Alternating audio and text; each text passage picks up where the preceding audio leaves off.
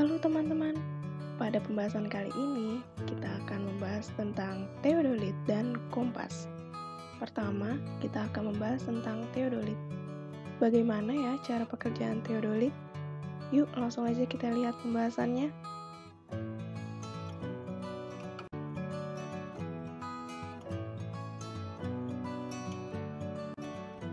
Selanjutnya, kita akan membahas tentang teodolit.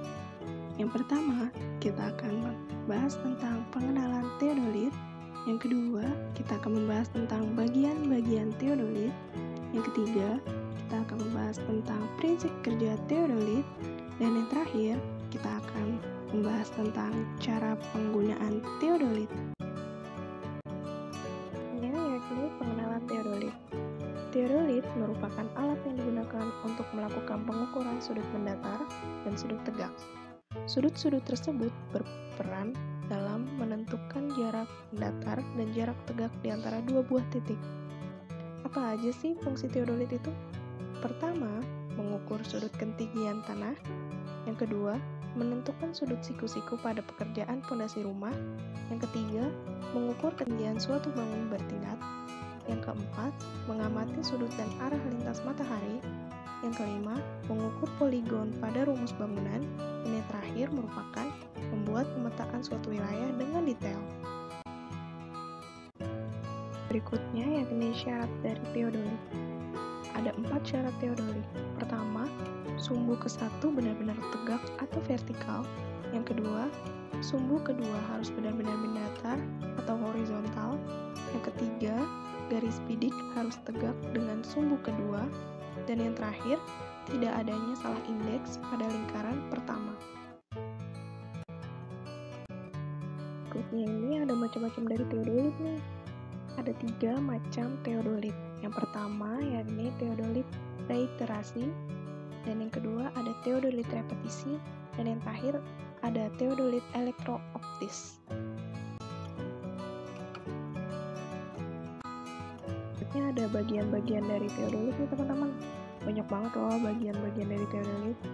Yang pertama ada tombol mikrometer, yang kedua skrup penggerak halus vertikal, yang ketiga skrup pengunci penggerak vertikal, yang keempat skrup pengunci penggerak horizontal, yang kelima skrup penggerak harus horizontal, yang keenam skrup pendatar nivo, yang ketujuh ada plat dasar, yang kedelapan ada pengunci limbus, yang nomor 9 ini ada skrup pengunci nonius, yang 10 skrup penggerak halus nonius, yang 11 ada ring pengatur posisi horizontal, yang ke-12 ada nivo tabung.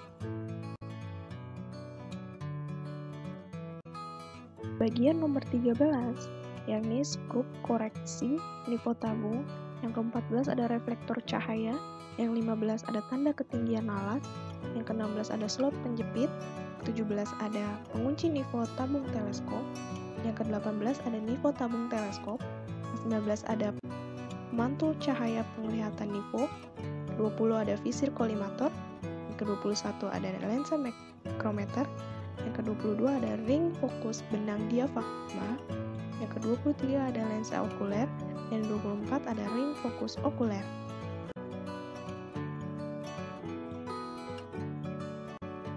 Selanjutnya ada prinsip kerja teodolit nih teman-teman.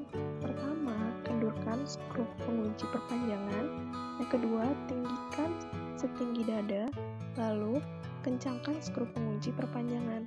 Setelah itu, buat kaki statif berbentuk segitiga sama sisi. Selanjutnya, kuatkan pijakan pedal kaki statif. Yang selanjutnya, atur kembali ketinggian statif sehingga tribar plat mendatar. Lalu, letakkan teodolit, tribar plat, kencangkan skrup pengunci centering ke teodolit. Lalu, atur nivo kotak sehingga sumbu ke-1 vertikal dengan menggerakkan secara beraturan skrup mendatar.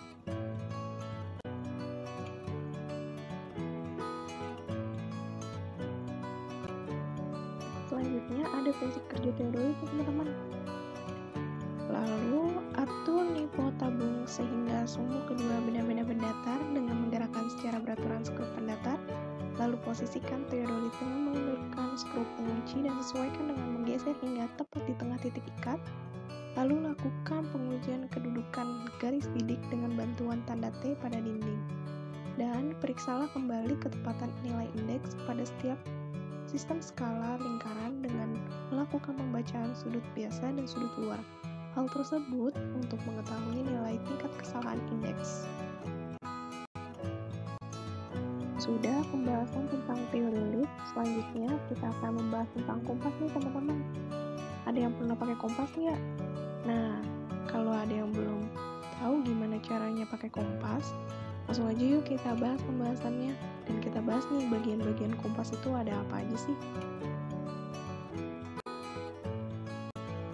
Pada pembahasan kompas ini, kita akan membahas tentang pengenalan kompas. Yang kedua, kita akan membahas tentang bagian kompas. Yang ketiga, kita akan mempelajari tentang prinsip kerja kompas.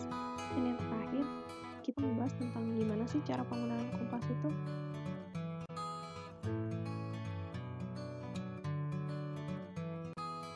Selanjutnya, sebelum kita mempelajari kompas lebih dalam lagi, kita harus kenal dulu nih sama kompas itu.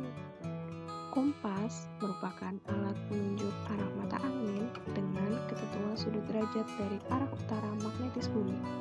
Kompas biasanya digunakan untuk keperluan navigasi di darat maupun udara dan laut. Berikutnya, ada macam-macam kompas. Kompas punya dua macam nih teman-teman. Yang pertama, ada kompas bidik. Apa sih kompas bidik itu? Kompas bidik ini memiliki fungsi utama mempermudah menghitung sudut sasaran bidik secara langsung. Nah, kalau kompas silva memiliki fungsi utama untuk mempermudah perhitungan dan pembacaan pada peta secara langsung. Selanjutnya ada bagian-bagian kompas. Yang pertama ada dial. Dial ini merupakan permukaan kompas yang tertera angka derajat dan huruf mata angin. Lalu ada visir. Visir merupakan lubang dengan kawat halus untuk membidik sasaran. Yang ketiga ini ada kaca pembesar yang digunakan untuk melihat derajat kompas. Lalu ada jarum penunjuk. Nah, kegunaan dari jarum penunjuk ini adalah untuk menunjukkan utara magnet.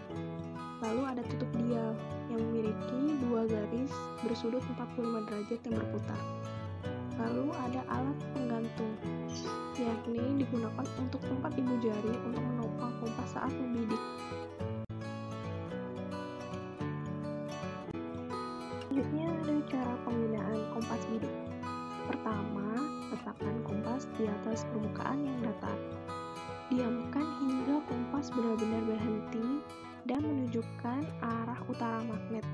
Setelah itu, bidik sasaran melalui visir dan lihat melalui celah pada kaca pembesar dan miringkan kaca pembesar. Apabila visir kurang terlihat jelas, luruskan garis yang terdapat pada tutup dial ke arah visir. Searahkan dengan sasaran bidik agar mudah terlihat melalui kaca pembesar.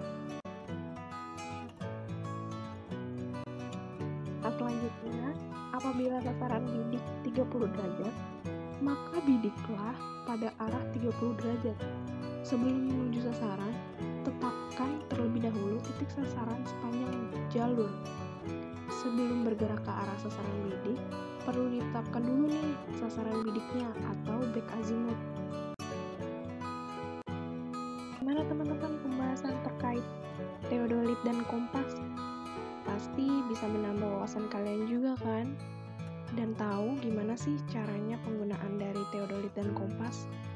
Nah, jangan lupa ya, like dan komen di video ini. Terima kasih. Sampai berjumpa di video selanjutnya.